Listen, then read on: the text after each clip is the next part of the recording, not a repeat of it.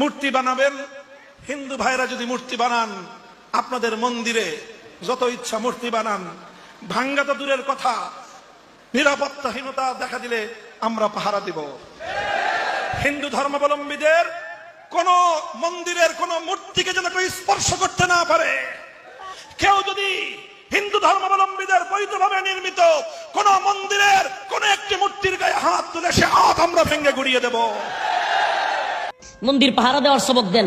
এ মিয়া, ইমান আনছি কি মন্দির পাহারা দেওয়ার জন্য নাকি? এটা কি এতটুকু গায়রত নাই আমাদের? মুসলিম হয়েছি, ইমান আনছি আল্লাহর জন্য। ইব্রাহিমের চেতনা ছিল মূর্তি ভাঙার চেতনা। আর আজকে কি কয় মাদ্রাসা ছাত্ররা গিয়ে কি পাহারা দিবে? আমাদের মসজিদ পাহারা দেওয়ার ডিলারি নেন, মন্দির পাহারা দেওয়ার না।